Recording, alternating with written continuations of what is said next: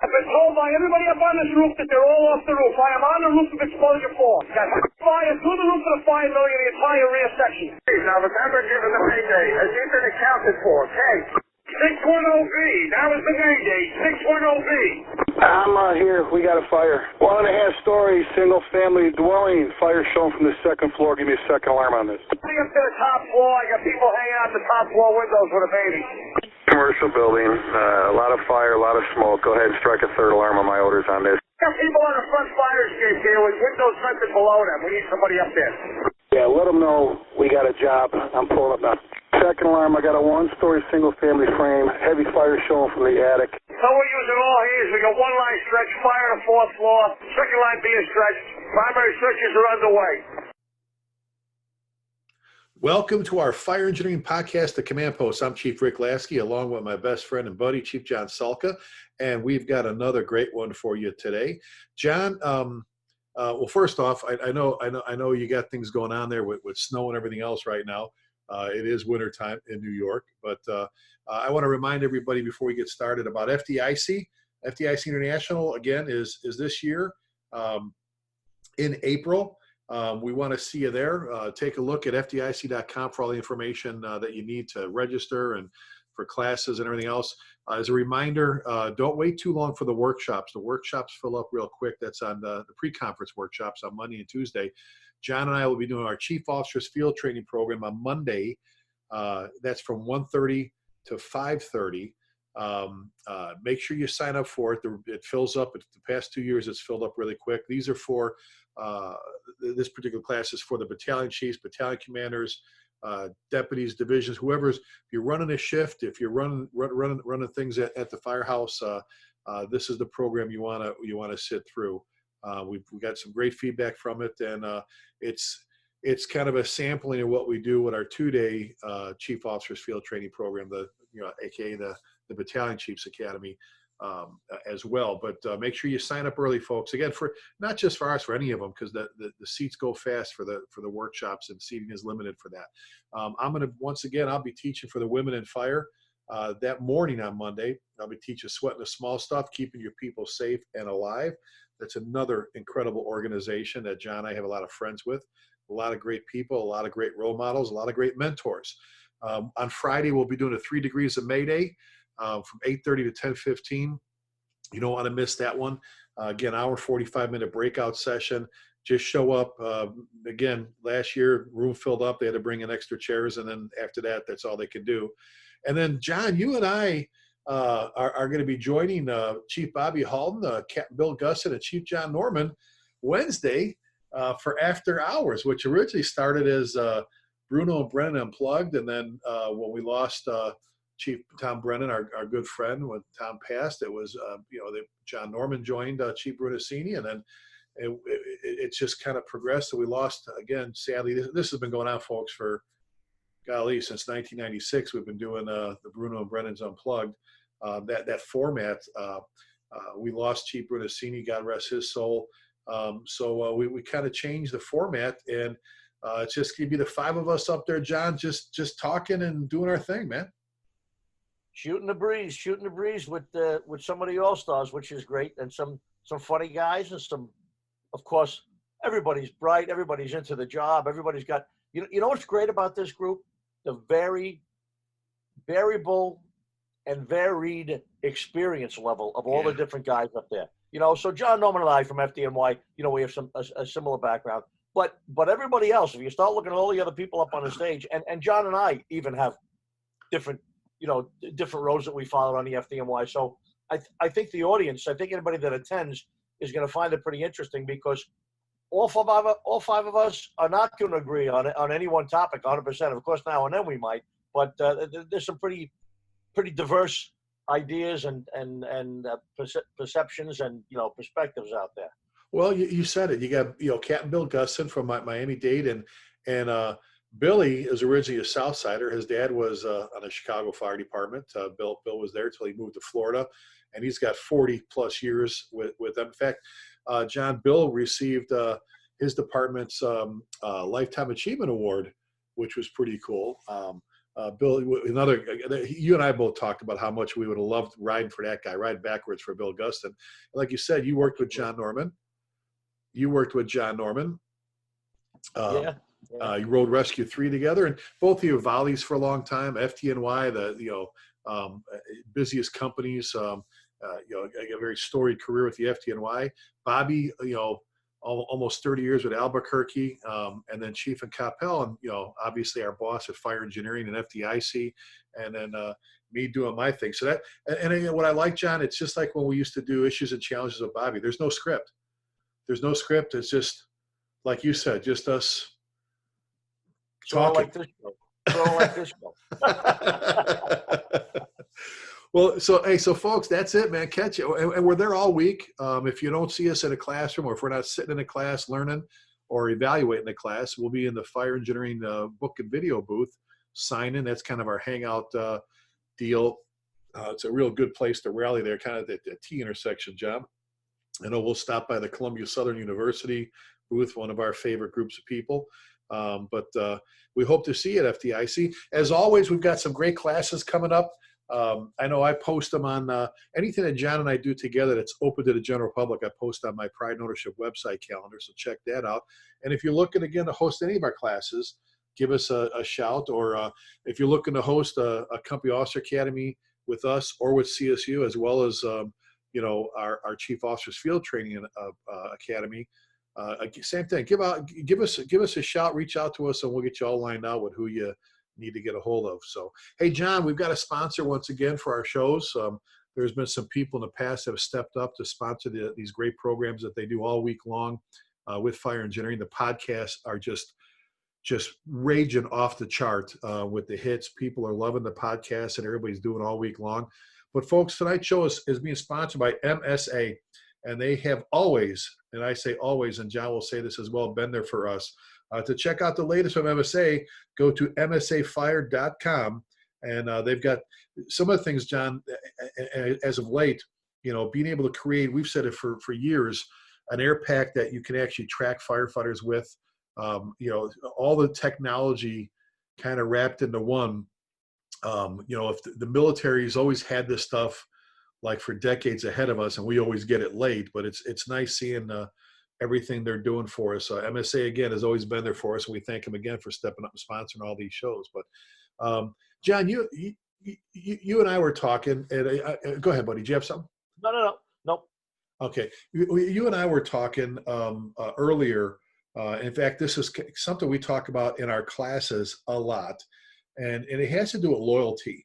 And you've heard me, I mentioned a lot of times at the beginning of the classes where there's about 5 things in my life that make my teeth itch. If some of our listeners have heard that phrase before, make my teeth itch. And number one, I always say, number one are people who are disloyal to their families, disloyal to the fire service, the T-shirt wearers, the pager holders, and you know who I'm talking about. I'm talking about the people that are in it, as I always say, for all the wrong reasons and not the right reasons. That, and then people who are disloyal to, again, when I say the organization, to their bosses who are disloyal to their people. John, you and I, we travel, we hear all the horror stories of chiefs or bosses who don't take care of their people, who are never there for them. Or how about this? When the going gets tough, and you and I have changed this phrase, when the going gets tough, the weak get going. It used to be the tough get going. I've always said it before, when we need you the most is not the time for you to bail. Like some of these other, you've seen it, these chiefs and commissioners said, that's it, I'm out of here. I'm not going to cut the budget. I'm not going to lay people off. And then they allow the mayor or whoever to hire some political hack, someone that doesn't give a damn. You know what I'm saying? I mean, I guess I'd rather have you in there fighting for me than some knucklehead. Yeah, loyalty is as we've already said, and certainly it's recognized by lots of other guys and gals out there that are writing about it and talking about it and teaching it. People in the military, people in private industry, people obviously in the fire service. Loyalty is a gigantic topic that it's really not a standalone. It really sort of creeps into everything. It creeps into leadership. It creeps into training. It creeps into discipline. It creeps into everything. Loyalty is something that is it's sort of like a personal trait. It's sort of like a quality that some people have. They are loyal people. They're loyal to all those groups that you mentioned: family, department, company. They're firefighters. They're bosses. You can talk about so many different people that each of us interact with on a regular basis. You're a volunteer firefighter. You have a job. That you work down at the power plant in town. But you're a volunteer firefighter. You're a lieutenant with the engine company there. So look at all the loyalty interactions you have there. You got a guy who's got a boss where he works that pays his salary, and maybe at the job he might even be a supervisor, and he's got some folks that work for him there that he has to take care of. And Buddy's got to also crack the whip a little bit on him and make him perform. Then he goes to volunteer firehouse on Tuesday night, Wednesday night for their drill night, and he's got the chiefs there and the officers there. He's a firefighter there. He's not a boss, and he's got some. He's got the department that he's got to stick up for and talk good about when he goes to work. And then he's got that family back at home and a wife that he's loyal to, when he's out with the boys and stuff like that. We could just go on. And I'm just identifying all the relationships you have. I haven't even really talked about the actual activity, the loyalty activity, and how many things are affected by loyalty. The one thing that's absolute with loyalty is it's good.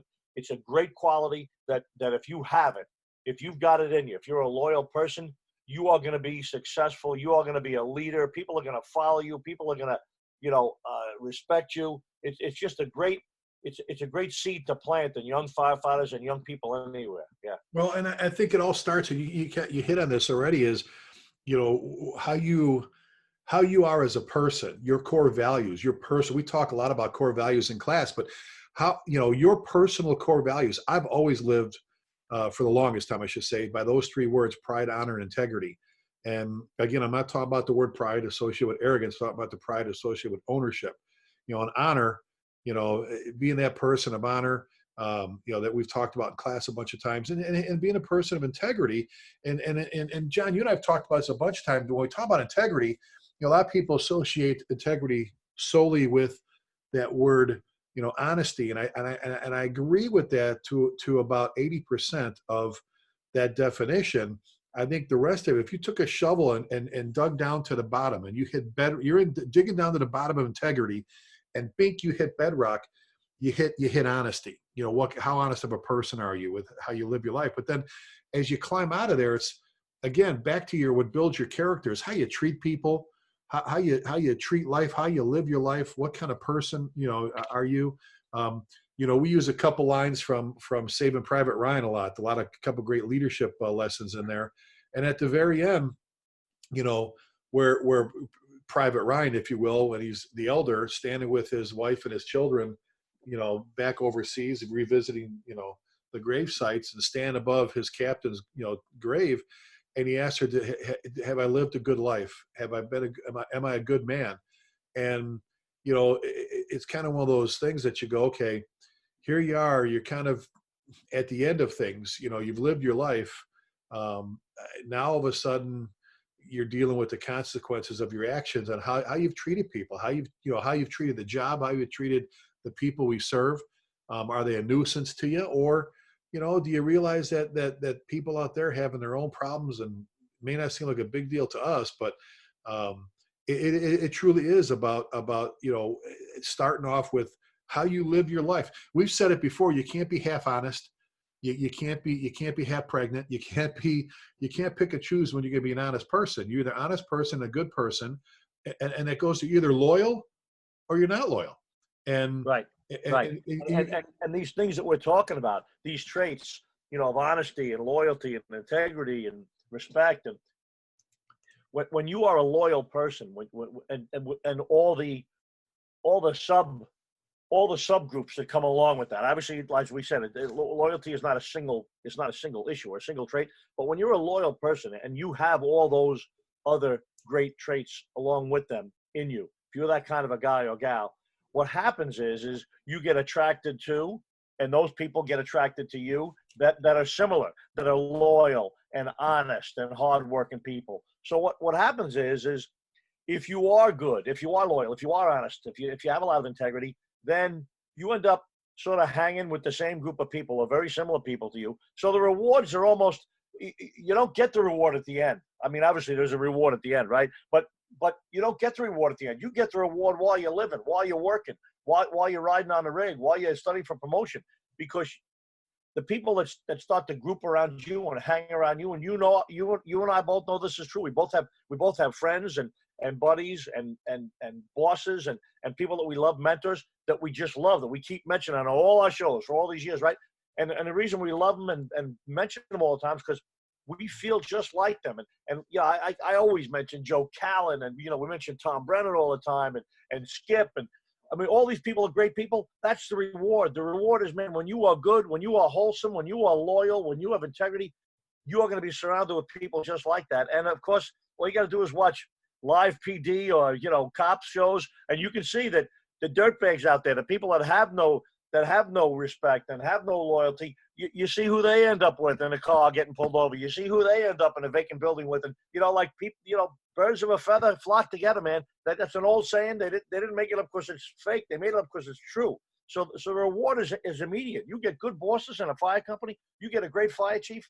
Great fire chiefs can attract other great fire chiefs or other great officers to come in from other places. And you've seen that in some of the departments that you've been in, where people do some lateral moving. FDNY, we don't do too much of that, but smaller departments, you see lateral moves. You see a guy move from this place to that place because there's a new chief there, and he respects the guy and he wants to work for him, Well, exactly. And while we're talking about, the leader, the boss, and about loyalty, if you truly do care about your people, then you do. And I don't know how else to say it. You truly do care about your people.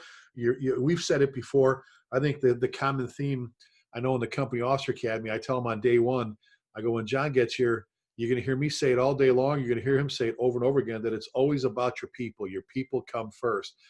I posted, so when I talk about loyalty and people who are not into the job, John, I posted something a little while back. I actually pulled it down because some people took it the wrong way. Not everybody. I got thousands and thousands of great messages, but I posted that, if you're not into the job, if you're not willing to take care of people, lose some sleep, go to those bad calls, take care of folks, then go work at Taco Bell. And, and a couple of people took that the wrong way to think that I'm saying, the bad calls meaning PTSD and, the stuff mental, those bad ones. And I wasn't talking about that at all.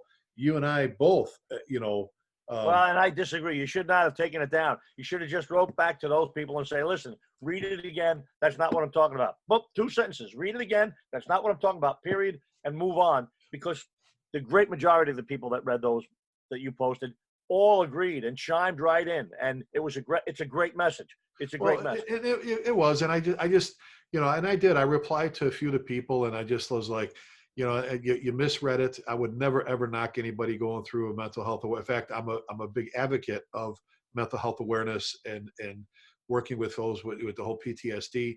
Same thing with, like, when I said losing sleep, I'm not about losing sleep. What I'm talking about, what I meant was, about being loyal to those people out there, and they're going to wake you up and call you at 2 a.m. for something that we think is a BS call. I talked about the frequent flyers, and, I mean, you got to take the bad with the good. If you're there just hoping that every call is an actual structure fire or it's worthy of your presence, do some people abuse the system? Yeah, but loyalty to the public means just that. Well, loyalty to your, and I just want to mention that because I would never, ever, diss somebody that's having some issues, mental health. Like I said, I'm all about mental health awareness. But John, as a leader, how many times have we said, it is always, always, always about your people, loyalty to your people. And sometimes as a boss, as a lieutenant or captain, as a company officer, as a shift commander, as a battalion chief, or as a chief, that can be difficult. People can, John, they can get you to a point where you're, I don't want to say pissed off, but it's sometimes as a boss, you have to sometimes go for a ride and remind yourself they don't. And I've told people this before. Sometimes they don't get it. You're having to discipline someone because of something they screwed up, something they did, and they're angry at you, the boss, because you have to hold them accountable. We all have bosses, or you didn't promote them. And I don't mean you didn't promote them just because you didn't promote them. You didn't promote them because they didn't score high enough, or whatever the deal was. And they test things with you, and they get, and sometimes you find yourself, John, I'll just say it. I've been there before where I've had to really work hard. I'll just say it. I've had to work hard if you will, to stay loyal to a couple people. Not all of them. Right. There's a lot of people make it easy for you. Man, oh man, do they make it? Willie Tracy, your guys, Mike Scotto, Joe Precipio, those guys, God, they made it so it was easy to stay loyal as a boss to those guys. But oh my God, those guys, you could take a week off, go on vacation, take 2 weeks off, and you don't even think about the place. You don't even call, see how things are going, because Principio's running the shop, or Mike Scotto. I mean, Mike Scotto, what a great guy, right? Oh, He got all the right values. He's not afraid to say what he's got to say. He's the friendliest guy in town, but if you mess up, he's the first guy to tell you, come here. I mean, those are, but, so here's the lesson. I mean, anybody could work with the 5 greatest guys in the world. What do you do when you're working with the guy that's challenging you? The guy that's a good guy. He's a skilled firefighter, but he tests you every day. Not maliciously, not deliberately, but he's got some different marbles rolling around on his head than you. And every time you work with him, like one little thing comes up. Nothing big, nothing worth throwing him out for or giving him a dink on his evaluation or anything. But you know what? Sometimes it keeps you sharp. Sometimes it keeps you sharp when you're working with folks that you gotta, watch a little more carefully and make sure they're doing what they're supposed to be doing, not what they feel like doing, Well, exactly. And like you said, you hit it right on the nail on the head with those guys make it easy. Like you said, I love Mike Scotto, by the way. What a great boss. He is like the role model for me in so many ways for how you should be as a boss, as a company officer, as a good guy. But John, you and I, we talk about this whole loyalty up and down thing. We use a quote that we found to our listeners, Rear Admiral Grace Hopper from the U.S. Navy. If you Google, you'll see the historical significance behind this lady and what she did with the United States Navy. There's a reason why her name is out there and mentioned, and you see her picture in that for what she did. But John, one of the quotes we used in class from her is, leadership is a two-way street, loyalty up and loyalty down. Respect for one's superiors, care for one's crew. And it says respect for one's superiors, care for one's crew. And you've talked before tons of times about caring and taking care of your people, the Marty Monahan story, good guy Marty, retired captain from the FDNY. But how many times have we said we talk about respect for one's superiors? And that's actually a section, folks, for our field chief, Chief Officers Field Training Academy. There's a section there about being loyal to your superiors, which isn't always the easiest thing. And John, we've talked about, I don't think you have as much as I have, or maybe I just tell the stories more, have worked for bad bosses. I worked for some great ones. Oh my God. Like Lieutenant Bill Allen, Chief Bob Rubel. Oh my God, some great bosses.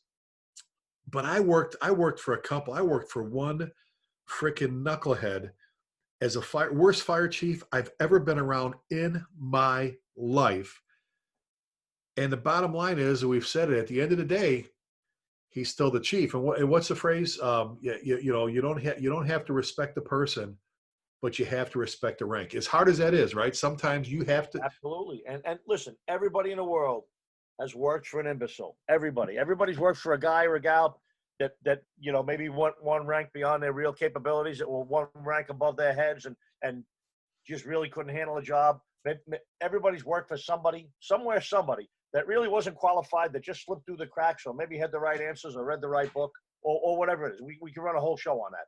But like you said, the majority of bosses, the majority of folks that step up in the fire service to ride the front seat, to grab a leadership role, most of them are great people. Most of them have the right stuff.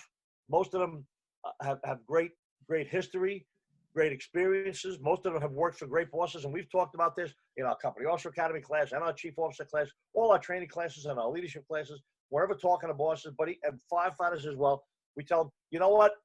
Nobody's doing or teaching anything that they invented themselves. Just about everything in the fire service is generations old. That people before the guys that we emulate, our mentors that are 75 years old now, the Vinnie Dunns and the Leo Stapletons. When Leo Stapleton was a young brand new firefighter, when Vinnie Dunn was a young brand new firefighter, there were senior guys, there were deputy chiefs who are nameless. They're nameless to us right now. We don't know who they are. Maybe they remember them, but they learned stuff from them. Vinnie Dunn had a first company officer that probably had a dramatic effect on him.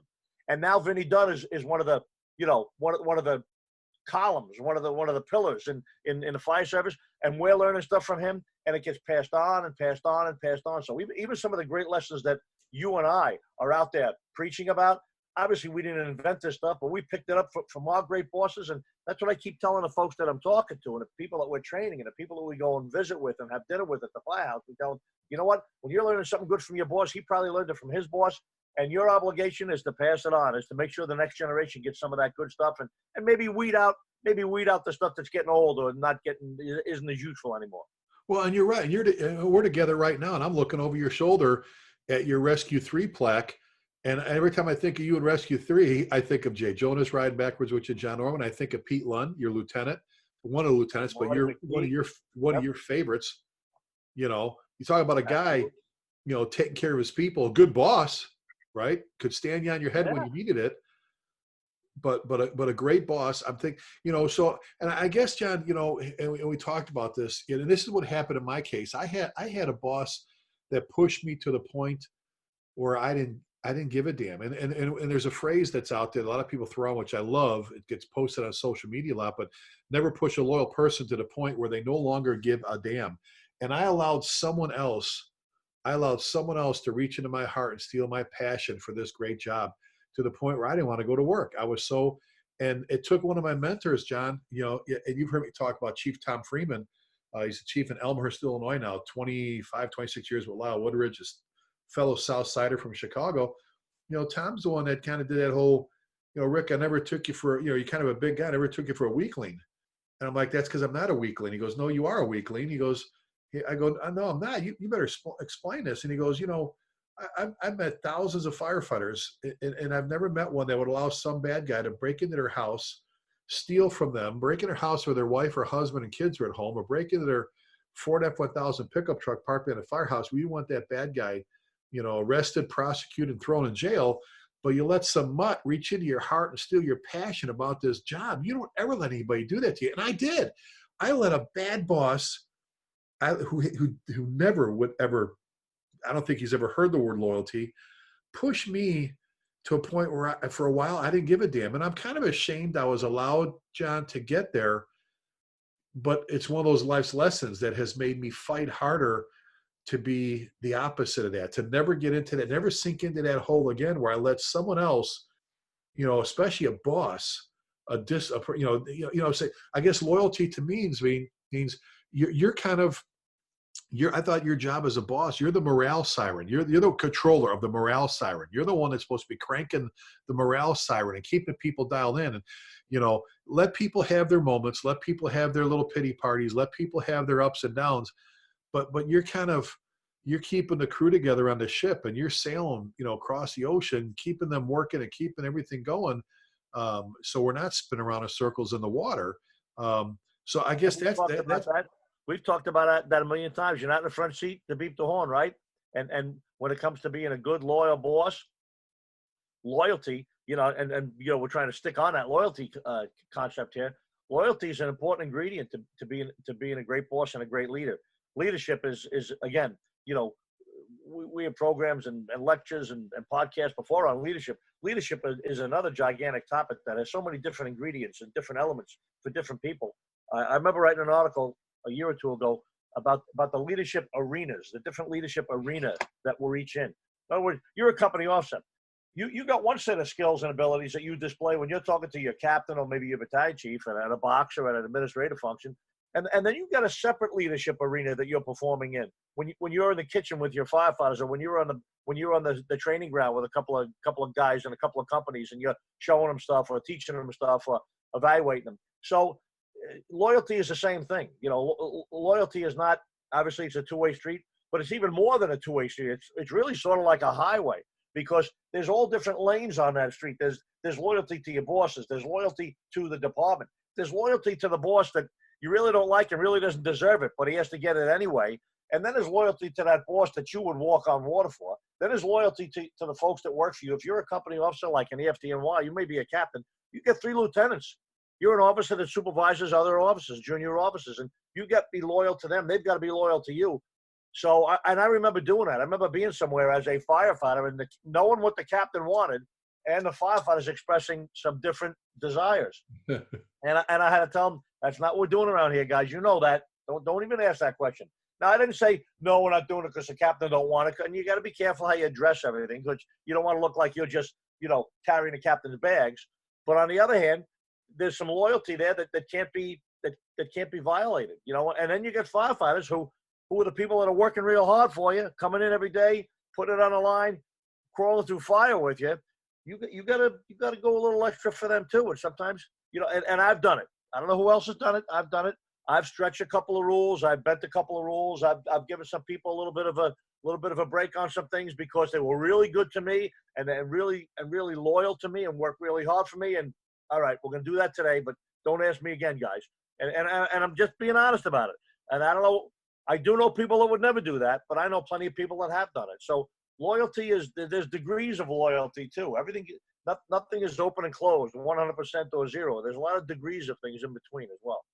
Well, and I want to ask you next about, we just talked about loyalty as a boss and as a leader, as a chief, as a company officer. It is always about your people, taking care of your people, caring about your people and all that. I want to ask you in a second, we got to take a pause here to acknowledge our sponsor again, but I want to ask you in a second, John, about as a subordinate, what it means to be loyal. But folks, you're listening to the Command Post on fireengineering.com with Chief John Salka, Chief Rick Lasky, and we want to take a moment to thank our sponsor, MSA, for their continued support of the fire service, and that is continued support. MSA has created a wireless handheld device that includes thermal imaging, firefighter ranging, a motion alarm, and cloud technology with GPS, all in an effort to keep firefighters connected to dispatch, command, and most importantly, to each other. This is absolutely incredible, and you need to take a look at this. You need to take a look at this technology and what they have developed with this appliance, with this device. All right, so for more information, shoot over to msafire.com. And again, thank you, MSA, for making this all possible for us to be able to visit with our listeners. So John, okay, we've been banging on why the boss and obviously why that boss is supposed to be loyal, needs to be loyal, has to fight to be loyal sometimes to sometimes people that you may not think want you to be, but you have to be. You don't have a choice. Let's talk about the subordinate. Let's talk about the firefighter. Keep working at the firefighter, lieutenant, or whatever. Loyalty from their end. And I've said before about the boss. About not trash talking. That we'll talk about that in an example about lead by example. But how about as a firefighter? Let's talk Mike Scotto. We talked about Mike. What a great company officer. What a great boss. He's an instructor. Folks, that's another guy you need to have come out and teach to your folks. He's another guy that's passionate. But John, when it comes to loyalty, what makes Mike such a great company officer as a subordinate, if you will, to the battalion chief, battalion commander, to the chiefs? Describe him. You know what? And he's he's like the best example in the world for a guy that's loyal, that's got integrity, that's sharp. He knows his job. He's always training his people. That you never have to check. You never got to stop by and say, I wonder if they're training down there today. Boom, 2 o'clock, they're down there training, doing, or they're gone. You go downstairs, there's nobody around. Where are they? Oh, they're down a block, the building that fell down last week. There's a couple of things. You're looking at the gas piping or whatever. But the point is, Mike's a great example because he's a guy that doesn't need direct supervision. He's a guy that doesn't need somebody to follow him around, to measure him, to see what he's saying, and listen to make sure he's giving good information out. Obviously, everybody's not like that. Listen, how about brand new officers? You're a battalion chief on duty or a captain working one day with a brand new lieutenant. Brand new lieutenant in the engine, you're a captain working in a truck. And you got to watch this guy carefully. You got to see if he's really got what it takes. You got to see if he really is able to be an officer. He's brand new. He hasn't even proven himself yet. When you got a guy like Mike Scotto, who's been an officer longer than most firemen have been on the job, his tactical abilities are unquestioned. But beyond that, he's a guy that guys just love working with. They see him and they smile. He's always smiling. And I know one of the things is he just loves the job. He loves coming to work. He loves being on a job. He's always been in busy outfits out in Brooklyn when he was a fireman. And obviously he's been in 58 trucks for a long time now. Great place in the Bronx. So, you talk about the love for the job, right? All the time. I think there are other elements. I think there are other traits that people have that breed loyalty and they breed integrity, so again, these things are all intertwined with each other. And I think some of them sort of feed into the other ones. Well, and let me ask you this. And I've said this before, you and I've talked about pushing reset buttons or shaking the Etch-a-Sketch, that kind of thing. So if you've worked your career where you kind of got tied up with the wrong group, with those, the ones that you thought it was cool, you're kind of running your mouth, and I'm talking about, John, the loudmouths, the dissidents, the problems, they bitch Yep. about everything. They hate all chiefs, which, look, I know there's some bosses out there that are bad bosses, but there are thousands of great bosses. Just like there are some firefighters who don't get it, like we mentioned before, and there are millions of millions. There's hundreds of thousands that get it. Sometimes I think, John, people get hung up and they start hanging with the wrong crowd, or maybe their moral compass was off a little bit. And we've talked about, unless you've committed a crime, it's okay, right? It's okay to just push a reset button and fall in line. And I guess when I was a young firefighter, maybe I wasn't the most loyal in the way to my boss, in the way of, he was just a lieutenant, just a captain, that kind of thing.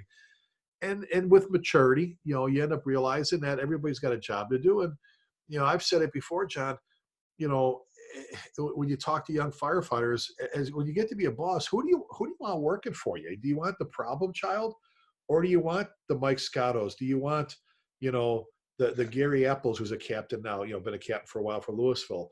Do you want those people that are just, oh my God, loyal? David Pennington was like that, John. I mentioned him. He's a battalion chief in Louisville, was the chief in Sanger, Texas for a long time. When we promoted David the captain, and he is just, that guy is just, he's a pit bull. He'll get in there and, he'll fight some fire. He'll do things. There's no back. Very smart guy, good boss. And I remember telling him, John, me and Tim Tittle, now the chief of Louisville, said, well, you're going to Fives. And Fives is a great firehouse. It's just not one of the busier firewise. A lot of alarms, industrial, the mall, and all that stuff. And he says, does it still mean I'm part of the Louisville Fire Department? Am I still part of the LFD? Does the patch change? But no, he goes, Chief, send me anywhere you want, and I'll do a good job for it. I'm like, holy crap. I mean, you know what I'm saying? It's just, Right.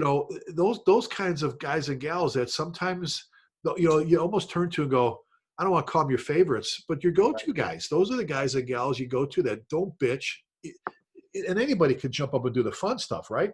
How about when you have to give an assignment to... Nobody loves that more than good bosses. Oh. And guys that were chiefs, battalion chiefs. I was a battalion chief. You went beyond that. You were the chief. And depending on the role that you have, depending on where you are in the fire department, nobody loves that more than being able to recognize some of their primo people, some of their real, change makers, right?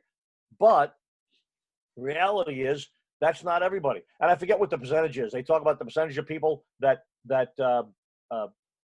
do really great stuff, and then there's a much greater percentage of people in the middle, right? In the middle that just sort of go along with everything, and then there's a small group of people at the bottom that are just negative.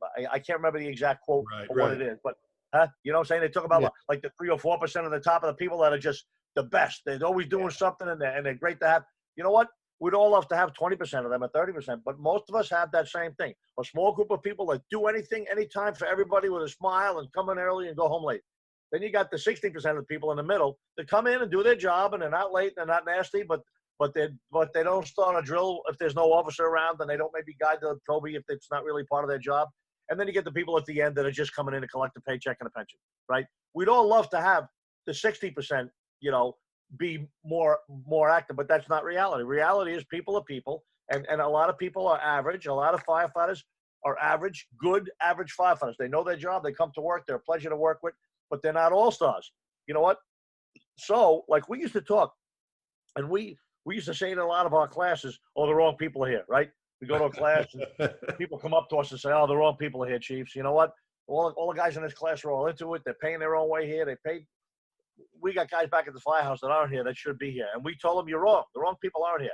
You guys are the great, you guys and gals are the ones that we like, because you're the ones that are hungry for information and you want to pass it along. And we just asked you to do one thing. Go back to the firehouse, and next time you come, when we come back next year, or when John Norman comes next year, or when Leo Stapleton comes next year for a seminar, drag another one. Drag one of the middle guys. Drag one of the middle girls. Drag one of the people that are in the middle that do their job, but they're not great at it. Drag one of them and see if you can elevate them up to your level enthusiasm for the job. And then maybe the year after that, maybe they can drag another person into this realm, into this circle, this arena that we're all in. So most of the time, there's a lot more people that we can inspire and train and get motivated than already are. Yeah, we all got our top-notch people, Willie Tracy and Gary Apple, and we can name them all day long. But there's still 30 guys that we can't name because they're just good guys that we liked working with, and there's room for improvement there. Oh, I can. Right now, you're talking, and there's all these people going through my head that were incredible to work with and have work for me and alongside me. And then I think of a couple, and again, so John, we can't not talk about loyalty here on this program. We've talked about what it means to be the boss, the leader, and being loyal to your people. And everybody's got a boss. That means as a chief, you're the chief of your department now. Loyalty to you means being loyal to those commissioners, to the people you go to the meetings, to the city, council, the planet, those bosses. Everybody's got a boss. As a fire chief, it doesn't stop. You've got the mayor and city managers and township, elected officials and commissioners and so on and so forth, or trustees or whatever it is in your particular setup. So we've got that. But again, we are nothing without our people, without being loyal to our people. And the same thing goes, like I said, you keep working it down as a company officer. And we just talked about the subordinate, a firefighter. Let's start the newest firefighter on the way up, being loyal. Again, you don't have to respect the person, but you have to respect the rank. John, I think we haven't mentioned somebody. We have, I think, a little bit, but not as much. How about loyalty to those other folks out there, to the public, to other city departments, knowing that, let's talk about city department, being loyal, knowing that the police have a job to do, that public works have right now, it can be snowing and freezing cold, and they're out there in a ditch fixing a pipe, getting wet, soaking cold, and everything else. The guys at wastewater, the guys and gals there doing it. There's so many people, from the librarians to people at City Hall. Sometimes I think we get caught up forgetting that we're one cog on a gigantic wheel with a whole bunch of cogs as part of the team. But John, how about loyalty to those people out there? You've said this. I love how you talk about it in class about, and to our listeners, I know we've mentioned this several times on our programs, but this is perfect timing, John, for you to mention again. We talk about loyalty to the public. Talk about the seconds. I love when you talk about the seconds that are not ours. We talk about loyalty to those people out there. Loyalty means turning out quick, being prepared, training, so on and so forth. But you talk about that class you sat through. You actually did an article on it about the seconds. Talk about that real quick. That's interesting. And you know what? It's talked about by lots of people. You hear people now talking about them. The word them is used all the time. I see it on hats now. What about them? And who are they talking about? They're talking about our customers. They're talking about the citizens, the people that work and live in our communities. We're great. The fire service is great, and we never hesitate to tell ourselves that we're great. But everybody's got to remember that and I wrote another article called "We're number two" because we are number two. Those people out there are number one. Those moms and dad and grandmas and grandpas and kids in strollers and cribs at night in the middle of the night when there's a fire in a house. Those are the people that are number one. We are number two. And forgetting us for a minute now, let's get back to them. Our loyalty should be obviously to our community and to our citizenry. Those are the people that come first. So I go to a seminar out west, and there's a guy teaching, how to speed up the donning and doffing process, mostly the donning, how to get your SCBA on quicker so you can get in there quicker. And the particular element of it he was using was the face piece, the helmet, and the hood. And he went through the whole process a couple of times. I was sitting in the audience watching it. I had presented earlier that same day. And it was very interesting how he said, well, there was six straps on the face piece, and I figured out 2 of them could be left tightened. All I had to do was pull it on, and then I only tightened 4 of them, which saved me a couple of seconds. He said, and then I realized instead of taking the helmet off or having it in front of me, I just flipped it back with the chin strap around my neck, and it was immediately available to put up. And then I remembered that I had to put my gloves on when I was done, which wasted about 3 or 4 seconds. He said, I learned how to do all this with my gloves on. I saved a few more seconds. And eventually, he's like, look at this, right? We've saved 24 seconds, almost a half a minute, a little bit more than a half a minute. One of his firefighters said, hey, Cap, listen, I think this is great, but really? 30 seconds? What's the big deal? I can afford 30 seconds. He said, Tommy, it's not about you. The 30 seconds is not about you. Who told you that? It's about them. There's a woman in there on a bed with a small child breathing toxic smoke and heat waiting for you to get in there. Do you think she wants to wait 35 more seconds for you to get in there because you don't care how long it takes to put your face piece on? And we could talk about stretching hose, hooking to a hydrant, turning out at the firehouse, watching the last 2 plays. Hold on a second, Lou. We'll be right there. It's the last play. There's somebody at the other end of that call waiting for us to get there, and it's them. So we talk about them all the time. And you know what? We got to have respect, and we got to do the right thing for the folks that we exist for. That's the only reason we're here, is to take care of our communities, right? Well, so you got to have some loyalty to the folks that are out there waiting for us, Well, exactly. And like you said about turning out quickly, we mentioned before, when the tones go off in the station and you see people waiting to hear what it is. And I'm like, if the tone goes off in your firehouse, you should be out heading to the rig. And guess what? If you have an engine, truck, and ambulance out of your firehouse, and it's the engine and ambulance, not the truck, then you turn around, you walk back. But to wait and see whether is it our call, is it not our call, it's like, I've seen guys in firehouses slide the pole only to have to come back up the stairs because it wasn't their call. And I got to tell you, in the FDNY, we have some single companies here and there. 42 engine up in the Bronx. It's in the 19th Battalion, but nearby where I was, like when I was a captain of 48, we'd run in with them occasionally, and other single companies. And single companies, at least in the FDNY, but I got to believe it's probably elsewhere, single companies got reputations for being rapid turnout. And you know what? Why is it? Because every run is theirs. Every time the bells ring, they're going. You're in the quarters like I was in Rescue 3. Engine, 93 engine, 45 truck, Rescue 3, and the 1-3 battalion. You only had a 25% chance of the run being for you. Nobody moved when a run came in. And then it was like, engine, ladder, done. No rescue, no battalion. Or it might say, just the battalion or just the rescue. The point is, everybody was always standing still waiting for the run. And my thought was, everybody should be moving when a run comes in. And if you get to the rig and start put your coat on, you realize, just for the engine, then you take your coat back off. And now we're better serving the folks who are waiting for our service. Exactly. So we're taking care of them, and I want to get it. I love that point, that message about those seconds aren't ours, they're theirs. Yes. We've been talking loyalty. We've been talking core values, first and foremost. You can't really necessarily be a person who's truly loyal to the cause unless you're standing on something special, and those are your core values. We've talked, John, about the leader, the boss, and being loyal to your people and taking care of your people. Your people come first, and then as a subordinate, the other way up. And then we just talked about the public. One other thing, how about to those who got us here, John? And again, whether you like career guys or don't like career guys and gals, whether you like volunteers or don't like career, if you started as a volunteer and it's what catapulted you into a career job in the fire service, if you choose not to volunteer later in your life, that's fine and dandy, but don't turn around and diss the very people, your own heritage, that gave you a start and got you started. Same thing when it comes to hiring. John, you and I you've hired a ton of people, your fire department in South Blooming Grove, some people that come to work there. You've seen in the FDNY, people come to your firehouse. I've done it where I've sat there across from people who they had tears in their eyes about, this is the greatest opportunity in my life. And I prayed this morning that I would have an opportunity to come work here as a firefighter. All I want to be is a firefighter. I just hope, and they go this whole thing. And then a year later, they're bitching about the chief or the mayor or whatever. And I'm like, and I guess, John, I don't really blame them. I blame who they're hanging with, and I blame their bosses. I remember Bill Allen having a talk with me, when one of my lieutenants got promoted to deputy chief, who I liked him very much, but I was a lippy little punky kid, and Bill, my lieutenant, God, I love Bill Allen. Bill sat me down and kind of, we talked about, in a roundabout way, John, I guess a lot of good bosses are sneaky. Some of them hit you on the head. It's like whack-a-mole. They hit you on the head.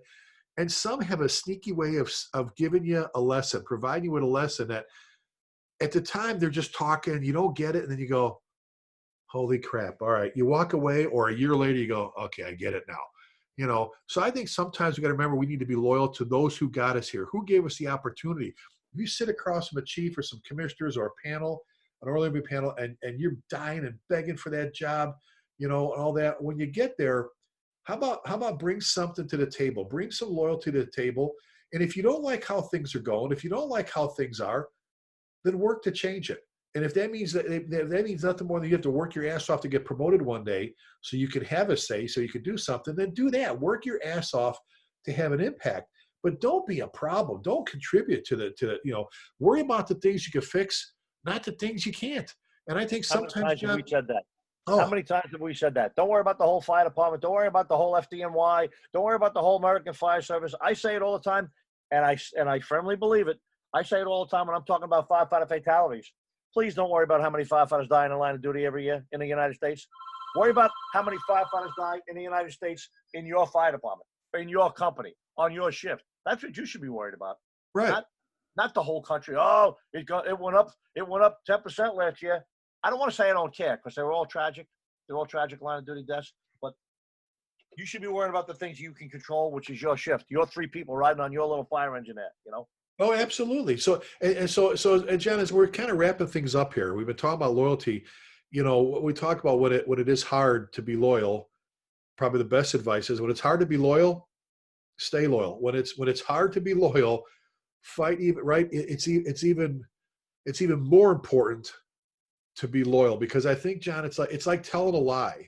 When you tell little lies, eventually they lead to bigger lies. I don't know anybody that's ever told little lies that has never graduated. You know what I'm saying? To bigger stuff. Same thing. If you're disloyal a little bit, it's like, like I said, picking and choosing when you're going to be an honest person. You're either an honest person or you're not. We're either a loyal person or you are not. So I guess as a boss, right, we're talking about lead by example. The one thing we've talked about with Lieutenant Pete Lunn and Rescue 3, with our good friend, your good friend, your peer, you guys started together, Chief John Norman. I've never heard John Norman trash talk. I'm not talking, hey, engine 303 didn't get their line stretched quick enough, those because they don't train. I'm not talking about that stuff. I've never heard him. In fact, I've sat in your firehouses as a visitor where we're having dinner or lunch, and one of your guys would start maybe going on a little bit, venting a little bit, and one of your other guys would go, he'd do the hand across the neck, hey, like cut it out, like, and he'd go, visitor, we don't do that in public, and good bosses have a way of controlling, not censoring. You're not telling you can't, but in the public. I seen a guy clear his throat one time. Guy at the end of the table was mouthing off about something. Guy at the other of the table went, and he just looked at him. And the other guy looked at him and said, so pass the potatoes. You know what I'm saying? Like, and the subject was changed. And that's the influence that some company officers have, that some senior firefighters have in the group, amongst each other, the loyalty to the organization, to the company, and people are told that all the time. You never badmouth your company. You've never, ever heard me badmouth any unit I was in, or even the FDNY. And the FDNY has done some silly things over the years that I was there. And I never went public with it. I never really talked about it. Some people knew about the things I knew about, and some people didn't. But the point is, there was just a loyalty element there that I just would never do that. Well, and there's some value to that. Yeah, the example, I remember you use this. I'll use this example. Looking at a street box, a call box. It used to be pull box. FDNY. Gosh, it drives me crazy. And you see it. It's all duct tape. It looks like crap, and it's all this stuff, and so on and so forth.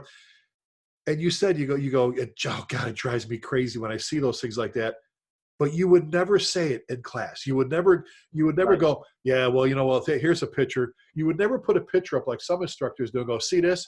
Yeah, see how my city takes care. How many times have you seen people go, see this? See, funny you should mention that. My sister was just somewhere in New York City, and she sent me a picture. Boy, you don't get to see these much. And it was an old FDNY, still in service pull box somewhere, all cruddy looking, that had been painted probably in 30 years, and it wasn't quite bent over or busted, but it was nothing to be proud of. And I'm sitting there saying to myself, oh man, I can't believe there's a picture of this. You know what I'm saying? But you're right.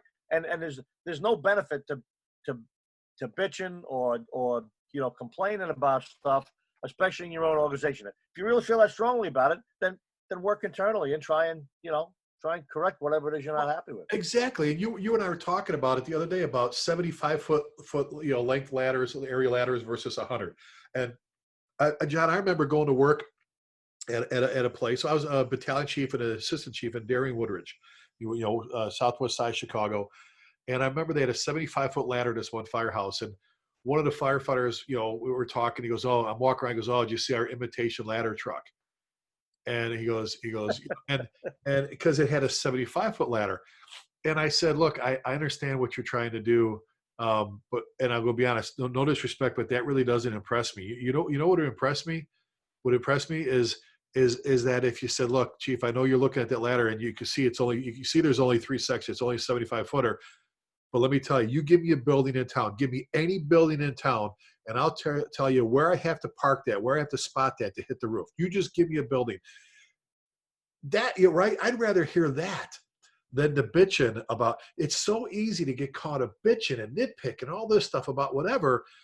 Sometimes, as buddies, as brothers, as sisters, as bosses, as just, a fellow firefighter, like you said, clearing the throat, putting a hand across your throat, like knock it off, cut it out, whatever, that kind of thing. Yep. Sometimes, it's that the circle of friends, your networking, the people you keep around you can, often, dictate how we're going to operate. So lead by example. Don't ever trash talk about a boss, another fire department.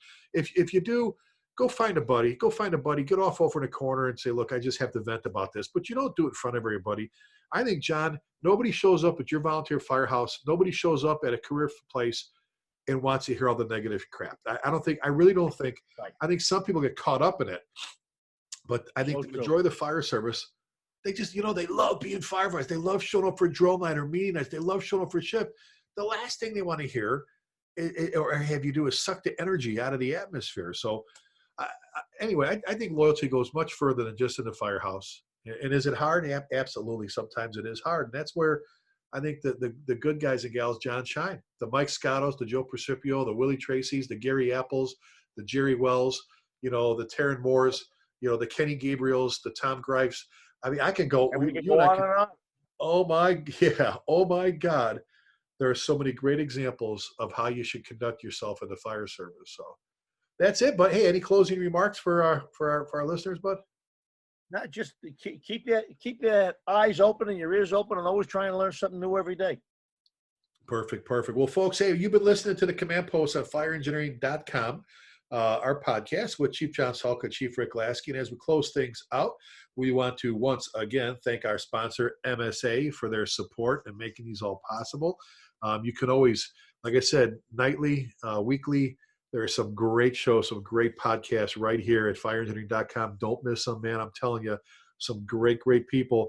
It's great to listen when you're working out, driving your car, your truck, sitting around the firehouse, doing your daily duties or whatever. Drill night, they're great shows. John, we're on Facebook, we're Twitter, our websites, everything else. Best way for you for them to get a hold of you if they wanted you to come out and teach or talk to you. What's the email?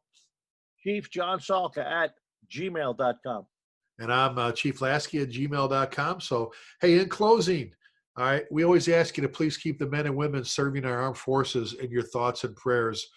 John, you have a son who's overseas right now with the Marines, so we want to keep Captain James Salka in our thoughts and prayers, and the troops, the Marines, working for him and those he works for in our thoughts and prayers.